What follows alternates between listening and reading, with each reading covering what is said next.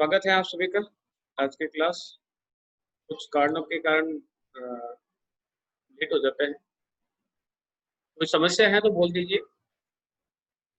भाई इस समय हमारी क्लास लेने में हमें प्रॉब्लम आ रही है, तो हो सकता है अर्ली मॉर्निंग में भी हम क्लास अरेंज कर लें।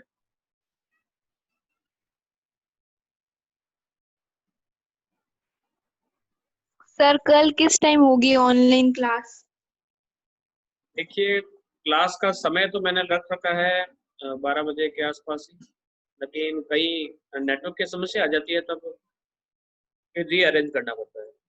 फिर 12 बजे के बाद अगर क्लास थोड़ी सी गड़बड़ हो जाए, फिर दोपहर का जो समय रहता है तो वो तो नींद का समय है हमारे। नींद के समय को मैं खराब नहीं करता, इसलिए मैं फिर 12 बजे निकल जाती है तो फिर 5 बजे ही रखता है। कोई प्रॉब्लम है शाम को समय? मेरे हिसाब से ठीक रहता है, या फिर तो सुबह सुबह हो जाए या फिर शाम को हो जाए। सर या तो मतलब फिक्स कर दो ना कि या तो 12 बजे या 5 ये बजे। 12 बजे फिक्स है, लेकिन वो तय नहीं होता ना। ऑनलाइन क्लास है, इसमें ना तो आपका कोई हाथ है ना मेरा हाथ कोई हाथ है। नेटवर्क कनेक्ट हो जाता है, आपकी क्लास जोड़ने से पहले मैं टेस्ट करता हूँ कि क्या क्लास जुड़ पाएगी, क्या नेटवर्क उस स्पीड से चल रहा है। केवल मुझे मेरी शक्ल थोड़ी दिखानी है, मुझे पढ़ाना भी है, मेरी आवाज़ भी आपके पास जानी चाहिए। फोटो तो मेरा नहीं पहुंचे कोई बात नहीं, लेकिन मेरी आवाज़ आपके पास पहुंचे, उसके लिए मुझे टेस्ट करना पड़ता है। अगर टेस्ट में अगर गड़बड़ आती है तो फिर मैं क्लास को पोस्टपोन कर लेता हूँ, और कोई इशू नहीं है। मुझे खुशी है कि क्लास ले पा रहा हूँ, बाकी तो इस साल में कौन क्लास ले पाए। हाँ, कोई प्रॉब्लम है, टेक्निकल इश्यू अगर आ रहे हैं तो बता दीजिए। मेरे हिसाब से अभी शाम का समय लगभग लगभग सभी फ्री रहते हैं, और 40 मिनट की क्लास है, ज़्यादा नहीं लूँगा। तो और आ जाए, कोशिश कर लेते हैं। तब तक हम कल वाला जो पढ़ा है, कल आप में से कई क्लास में नहीं थे तो वो देख लेते हैं। हम क्या पढ़ रहे थे? हम संसाधनों के बारे में पढ़ रहे थे कि हमारे रिसोर्सेज जो होते हैं वो क्या होते हैं। रिसोर्सेज किन्हें कहा जाता है? तो बार बार एक ही शब्द बार बार मैंने कहा है कि रिसोर्सेज किन्हें कहा जाएगा। इसके लिए जरूरी शर्त जो है वो है मनुष्य की आवश्यकता है।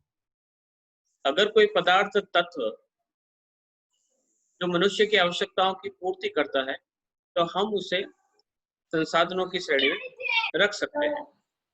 तो संसाधन वही होते हैं जो मनुष्य के काम आते हैं। अब इसकी परिभाषाएं हम पहले ही पढ़ चुके हैं कि विभिन्न परिभाषाएं क्या थी। फिर हमने प्रकृति के बारे में पढ़ा कि संसाधनों का नेचर किस प्रकार का है, कि संसाधन कैसे होते हैं।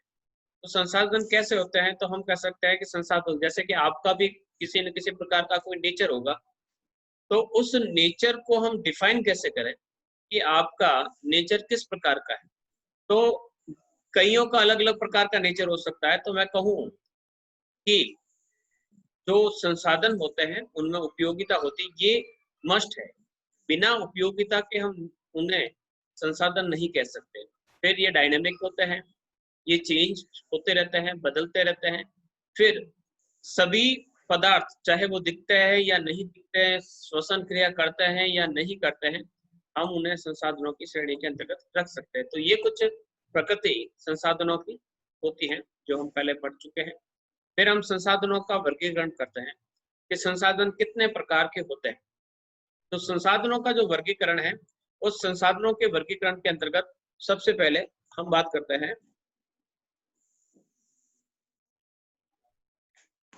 यहाँ पर कि संसाधन जो होते हैं उन्हें हम कितने भागों में बांट सकते हैं।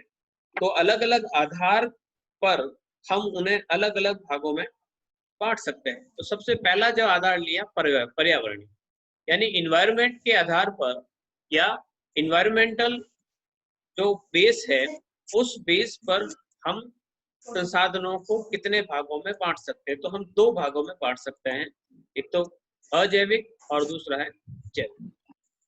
वे सभी संसाधन जो जीवित है या फिर श्वसन क्रिया करते हैं उन्हें हम जैविक की श्रेणी में रखेंगे, और जो श्वसन क्रिया नहीं करते हैं उन्हें हम अजैविक की श्रेणी में रखेंगे। जैसे कि हम विभिन्न प्रकार के जीव जंतुओं, मनुष्य, इनको तो हम रखेंगे जैविक की श्रेणी में, और पर्वत, पठार, खनिज पदार्थ, पानी, विभिन्न जो धूल मिट्टी, ये जो तत्व हैं इनको हम अजैविक के अंतर्गत रखेंगे। ये भी हम पढ़ चुके हैं। आगे बढ़ते हैं हम। उत्पत्ति के आधार पर हम संसाधनों का वर्गीकरण किस प्रकार से करते हैं। तो उत्पत्ति के आधार पर हम इसे दो भागों में बांट सकते हैं। एक तो प्राकृतिक संसाधन, एक है मानवीय संसाधन। प्राकृतिक संसाधनों की अगर बात करें तो प्राकृतिक संसाधन जो होते हैं उन्हें भी हम तीन अलग अलग भागों में बांट सकते हैं। ये भी कल पढ़ चुके हैं।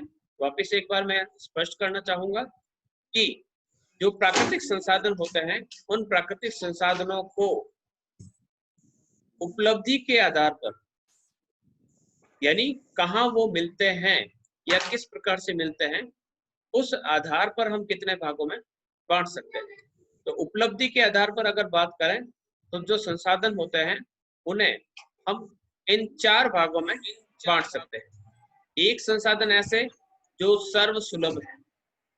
सर्वसुलभ का अर्थ हो गया ऐसे संसाधन जो लगभग सभी जगह प्राप्त होते हैं या लगभग किसी भी भाग में, आप पृथ्वी के किसी भी हिस्से में चले जाए तो वहां पर आपको इस प्रकार के संसाधन मिल सकते हैं, आसानी से सुलभ हो सकते हैं। उन्हें हम सर्वसुलभ संसाधन कहेंगे। जैसे कि वायुमंडल में पाई जाने वाली जो ऑक्सीजन है और जो नाइट्रोजन है, वो विश्व के किसी भी कोने में कहीं पर भी आप जाएं तो आपको वहां पर दोनों ही गैसें समान मात्रा में देखने को मिलेगी। फिर संसाधनों का दूसरा जो रूप है वो है सामान्य सुलभ। सामान्य सुलभ, देखो सर्वसुलभ अलग है और सामान्य। सर्वसुलभ यानी सभी जगह मिलती है और सामान्य सुलभ का अर्थ हो गया कि आसानी से वो हर जगह कॉमनली मिल जाती है। अब कॉमनली की बात करें कि कॉमनली कौन कौन सी चीजें मिलती हैं, तो उनके उदाहरण के तौर पर देखें तो जल लगभग हर क्षेत्र में मिल जा सकता है, सामान्य रूप से नहीं मिलता या सर्वसुलभ नहीं कर सकता है। पानी हर जगह नहीं मिलता। अगर पानी हर जगह मिलता तो हम उसे सर्वसुलभ में रखेंगे, लेकिन पानी हर जगह नहीं मिलता, इसलिए हम उसे सामान्य सुलभ के रूप में मानते हैं। और सामान्य रूप से जल के अलावा कौन कौन से हैं, तो दूसरा है कृषि योग्य भूमि। कृषि योग्य भूमि लगभग हर हिस्से में आपको मिल जाएगी। पृथ्वी के किसी भी कोने में जाए आप तो वहां पर जहां पर जमीन है वहां पर आपको कृषि योग्य भूमि मिल जाएगी। इसी प्रकार से अगर बात करें हम मिट्टी की, तो मिट्टी भी आपको लगभग हर भागों में मिल जाएगी। तो हम इस प्रकार से इन संसाधनों को अलग अलग भागों में बांट सकते हैं। ठीक है, तो सर्वसुलभ जो सभी जगह मिलता है, सामान्य सुलभ जो आसानी से सभी जगह मिल जाता है, फिर आते हैं हम विरल पर। विरल संसाधन यानी रेयरिटीज, ये ऐसे संसाधन हैं जो किसी निश्चित भागों में ही मिलते हैं। निश्चित भागों का अर्थ होता है कि सभी जगह नहीं मिलते, किन्हीं किन्हीं भागों में मिलते हैं। जैसे कि हम बात करें सोना, तो सोना विश्व के प्रत्येक भाग में आपको नहीं मिलेगा। चांदी विश्व के प्रत्येक भाग में नहीं मिलेगी। हीरा, कोयला, लोहा, पेट्रोलियम, यूरेनियम, ये ऐसे खनिज पदार्थ हैं जो लगभग हर भाग में नहीं मिलते, किन्हीं क्षेत्रों में विरल रूप में पाए जाते हैं, तो इन्हें हम रेयरली कहेंगे या विरल कहेंगे। फिर चौथा जो है उपलब्धि के आधार पर, वो है अद्वितीय। अद्वितीय का अर्थ हो गया कि ऐसे संसाधन हैं जो केवल और केवल किसी एक स्थान पर ही मिलते हैं, एक ही स्थान पर मिलते हैं, यानी विश्व के किसी एक भाग में ही मिलने वाले जो संसाधन होते हैं उन्हें हम कहते हैं अद्वितीय या अनन्य, यूनिक। यूनिक जो होते हैं वो संसाधन इसी के अंतर्गत, अद्वितीय के अंतर्गत रखे जाते हैं। और इसका उदाहरण के रूप में एक क्रायोलाइट, कल मैंने पढ़ाया था कि क्रायोलाइट नाम का जो खनिज है, व्यापारिक रूप से इनका प्रयोग किया जाता है क्रायोलाइट का, और वो केवल और केवल ग्रीनलैंड में ही पाया जाता है। तो ये एक इस प्रकार का संसाधन है जो अद्वितीय है।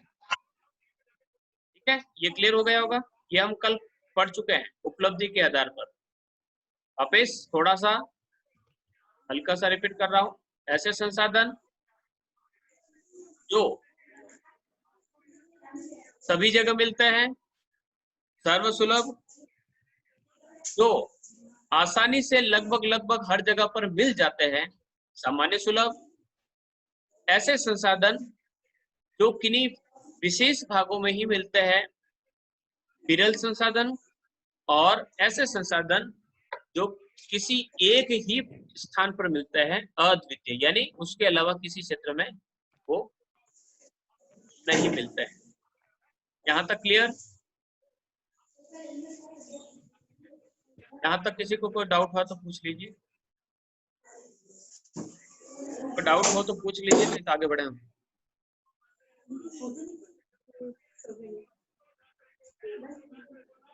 कोई डाउट नहीं? सबको समझ में आ गया? Yes sir.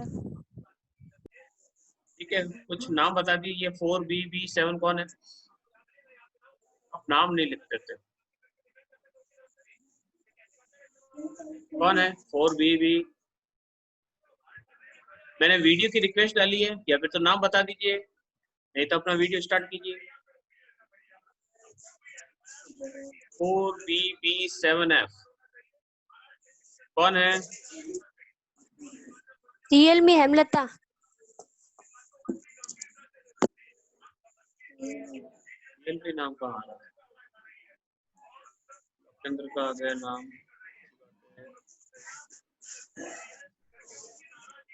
ये 4BB हेमलता है?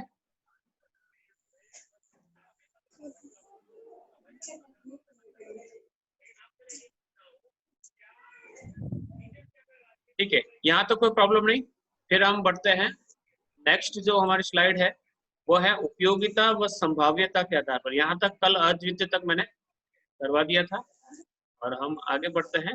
नेक्स्ट, उपयोगिता के आधार पर। उपयोगिता के आधार पर हम संसाधनों को कितने भागों में बांट सकते हैं। उपयोगिता का आधार का अर्थ हो गया कि हम इन संसाधनों का प्रयोग किस प्रकार से करते हैं। तो सबसे पहले है अप्रयुक्त। अप्रयुक्त नाम से ही पता चलता है, अनयूज्ड।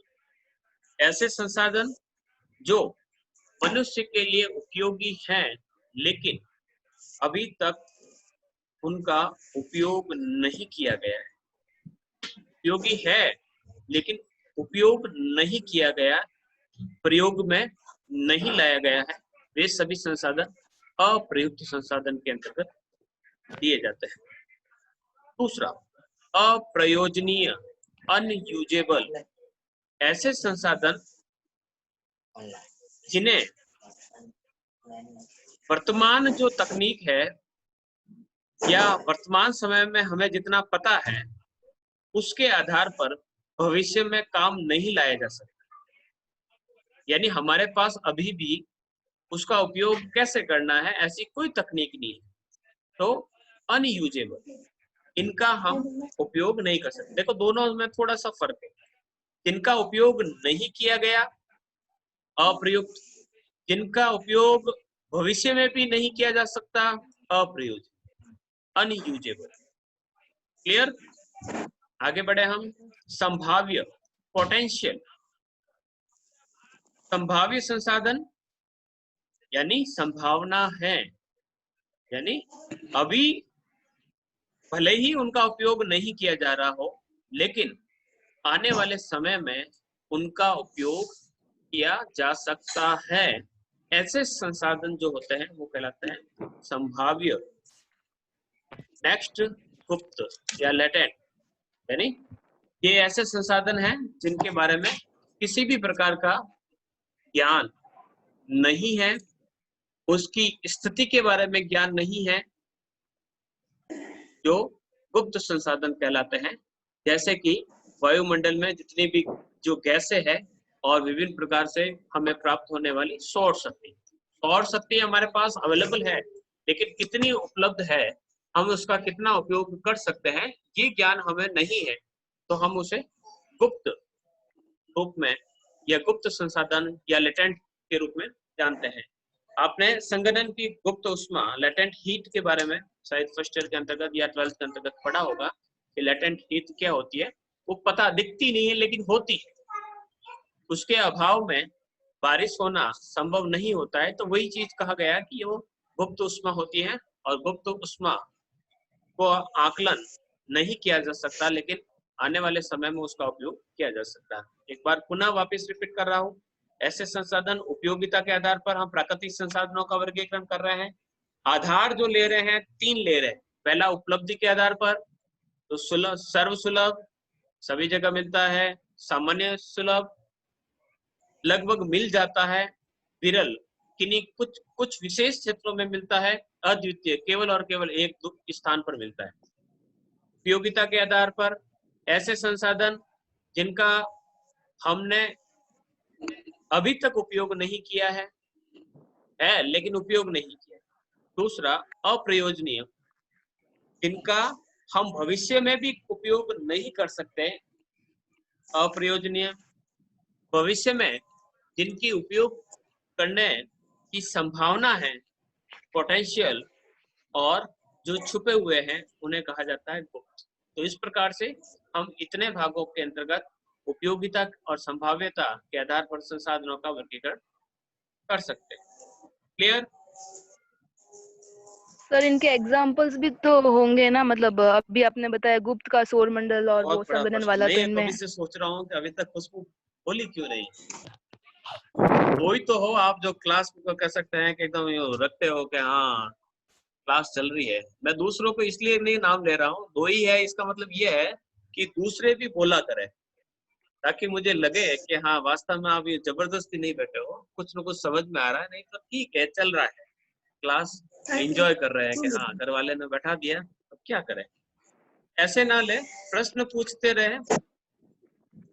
तो जैसा कि प्रश्न पूछा है कि उदाहरण के रूप में बताइए, तो सबके लिए, केवल खुशबू के लिए नहीं, सबके लिए ये है। जैसे कि अप्रयुक्त, अब अप्रयुक्त संसाधनों का उदाहरण ये है कि ये संसाधन कभी काम में नहीं लिए गए। ठीक है, अब काम में क्यों नहीं लिए गए? हम संसाधनों की जब परिभाषा बोलते हैं तो संसाधनों की परिभाषा में हम बोलते हैं कि वे सभी वस्तुएं जो मनुष्य के काम आती हैं, तो हम उन्हें संसाधन कहते हैं। अब आप मुझे बताइए कि आपके घर में ऐसी कौन सी चीज है जो बड़ी तो है लेकिन उसका आप कभी काम में उपयोग नहीं लेते?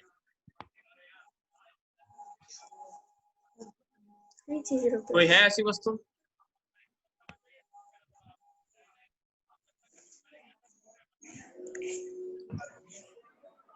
खुशबू, माइक स्टार्ट है, बोलिए आप।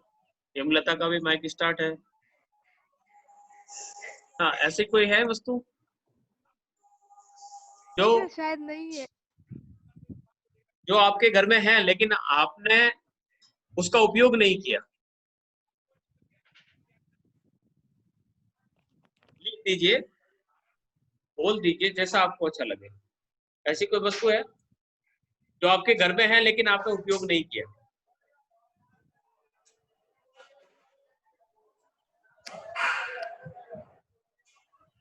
सर है, एक चीज है।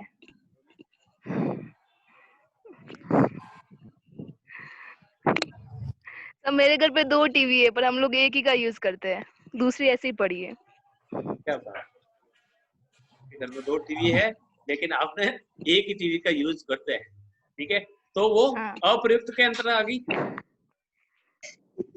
ठीक है, संसाधन है लेकिन आपने उसका उपयोग नहीं किया।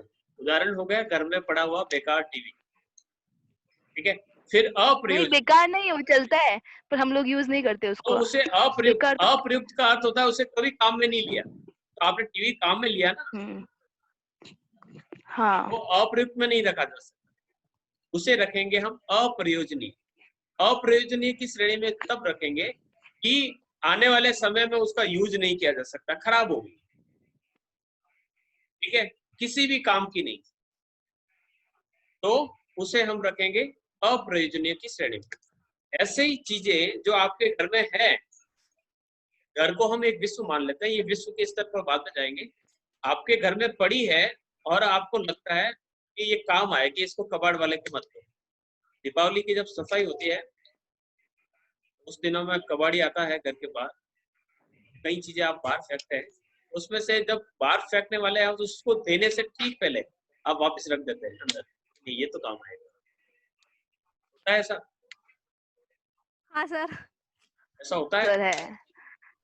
कबाड़ी वाले के होता है। सामने ले जाई गई चीजों को आप वापस ले जाते हैं, तो वो संभाव्यता नजर आती है। उस समय आपको याद आता है कि हाँ, इसका तो हम उपयोग कर सकते हैं। और ऐसे संसाधन जो है आपके पास, लेकिन आपको पता ही नहीं है कि वो आपके पास है, पता ही नहीं है, तो वो समझ गए। अप्रयुक्त, जिनका उपयोग नहीं किया। अप्रयोजनीय, उपयोग कर लिया है लेकिन आने वाले समय में उपयोग नहीं किया जा सकता। संभाव्य, आने वाले समय में उनका उपयोग किया जा सकता है, भले ही अभी उपयोग नहीं हो रहा है। गुप्त, जो हमारे पास उपलब्ध या उसके बारे में हमें जानकारी नहीं। क्लियर? यस नहीं बोलते हैं। यस। आगे बढ़ते हैं हम। नवीकरणीयता के आधार पर, नवीकरणीयता या रिन्यूएबल करने के आधार पर हम संसाधनों को कितने भागों में बांट सकते हैं। तो सबसे पहला है, देखो पहले तो तीनों के अंतर देख लेते हैं या विभाग कर लेते हैं। एक तो है नवीकरणीय, नवीकरण यानी रिन्यूएबल, ठीक है, जिसे आप वापस यूज कर सकते हैं। यानी एक बार यूज कर लिया, उसको हम वापस बार बार यूज कर सकते हैं। एक बार जैसे कि मिट्टी का खिलौना आपने बनाया या मिट्टी का घड़ा देख लीजिए, तो मिट्टी का जो घड़ा है उसको यूज कर लीजिए, उसको वापस जब फूट जाए तो वापस उसकी मिट्टी को पीस के वापस घड़ा बना लीजिए, वापस मिट्टी बनाकर उससे वापस घड़ा बना सकते हैं। तो ये क्या हो गया? नवीकरणीय। ठीक है, पानी है तो पानी को एक बार आपने यूज कर लिया, चाहे आपने रसोई के अंतर्गत उस पानी का यूज किया है, उसको छान कर आप सिंचाई के माध्यम से उसे वापस पुनः यूज कर सकते हैं। तो ये नवीकरणीय। अनवीकरणीय, जिनका आपने एक बार उपयोग कर लिया, उसके बाद उसका आप कभी भी भविष्य में उपयोग नहीं कर पाएंगे, वो अनवीकरणीय। और तीसरा है अक्षुण या सनातन, पेरेनियल। ये ऐसे संसाधन हैं, ये खत्म ही नहीं होते। इनका आप जितना उपयोग करना चाहे उतना उपयोग कर सकते हैं। जैसे कि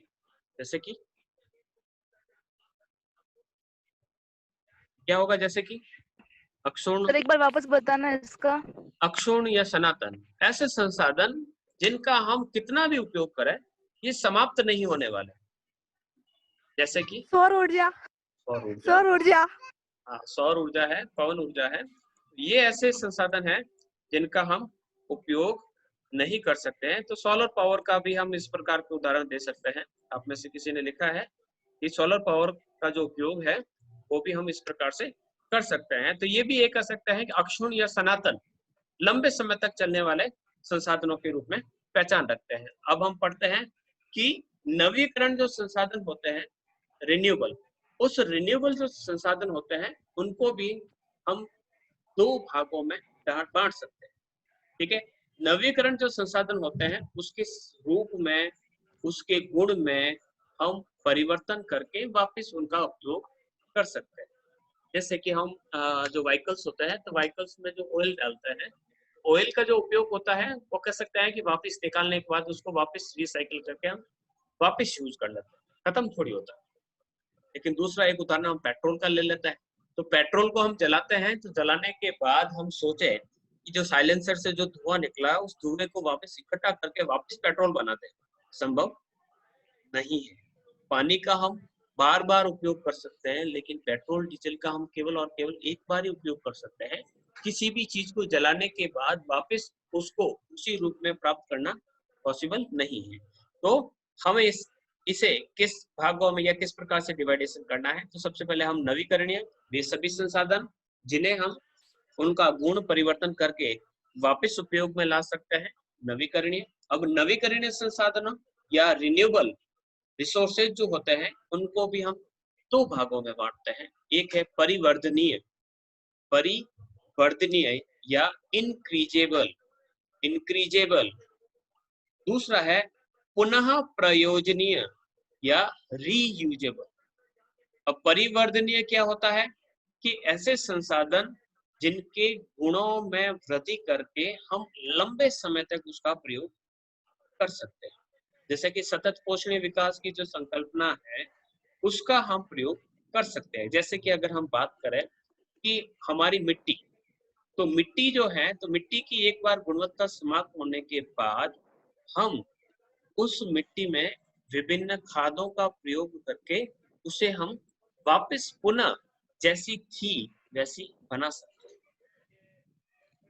भूगर्भ में पाए जाने वाला जो जल है वो समाप्त हो जाए तो हम जो वाटर हार्वेस्टिंग की जो प्रणाली है, जिसके माध्यम से हम भूमिगत जल या भूमि के ऊपर बहने वाले जल को वापस भूमिगत जल के रूप में वापस बढ़ा सकते हैं।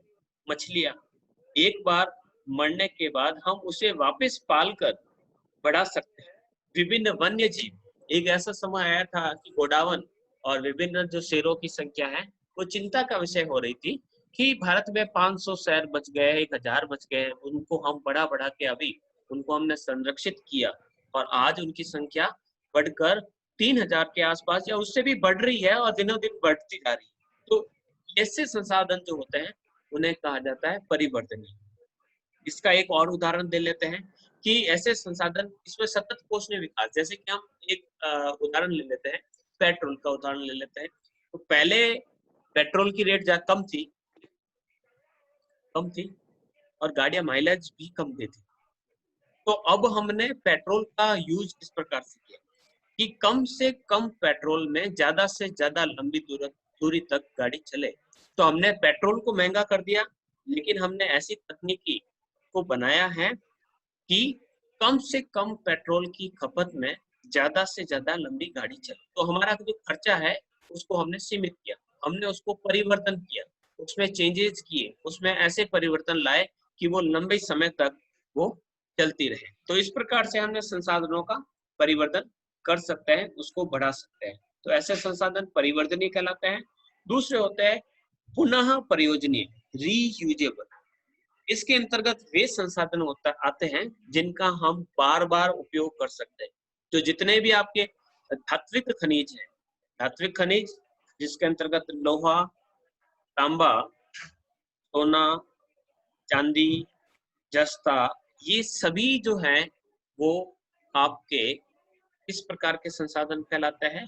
वो कहलाते हैं पुनः प्रयोजनीय, यानी उनका हम एक बार उपयोग करने के बाद पुनः बार बार उसका उपयोग कर सकते हैं। तो ना, सोने की चैन आपकी टूट गई तो हम उसे गलाकर वापस उसे अंगूठी की शक्ल दे सकते हैं। उसी चैन का हम लॉन्ग बना सकते हैं, किसी भी आकार में ढाल सकते हैं, उसका बार बार उपयोग कर सकते हैं। लोहे का भी हम बार बार उपयोग किया, खराब हो गया, पुनः गलाया, पुनः उपयोग किया। तांबा, जस्ता, ये सभी जो संसाधन है वो पुनः प्रयोजनीय कहलाते हैं। नवीकरणीय क्लियर है?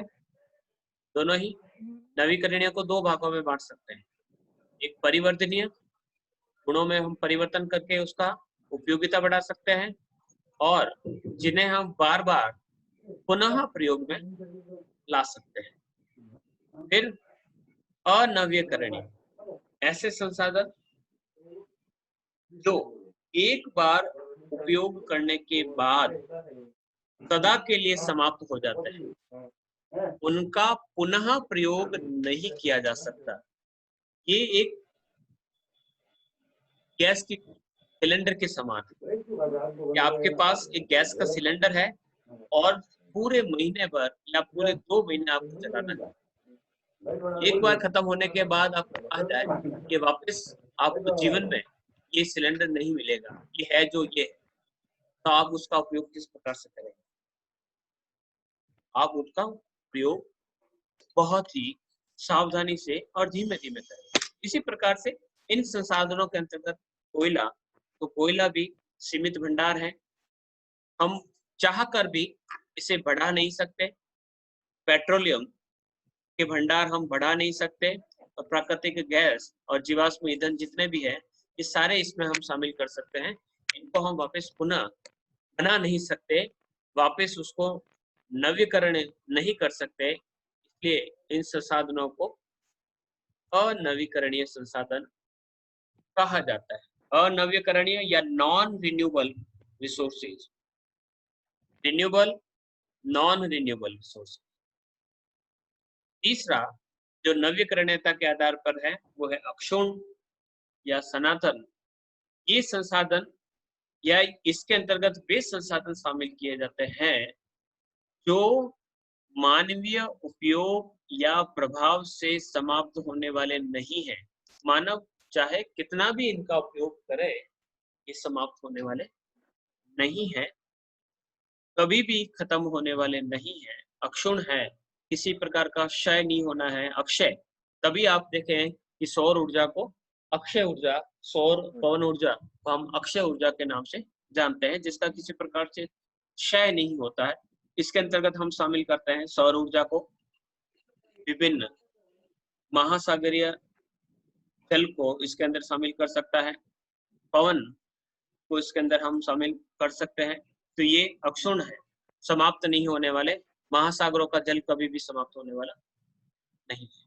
तो ये आपके प्राकृतिक संसाधनों का वर्गीकरण। क्लियर है? प्राकृतिक संसाधन समझ में आ गए होंगे? क्लियर? सर हाँ सर। क्लास एक बार डिस्कनेक्ट होगी, कनेक्ट होने के बाद हम वापस पुनः इस चीज को क्लियर कर देते हैं। तब तक कोई डाउट हो तो बता दीजिए, वापस रिकनेक्ट हो जाइएगा। फिर 5-10 मिनट में आपको एक फॉर्म देकर अटेंडेंस ले लेते हैं, फिर इसको समाप्त करते हैं।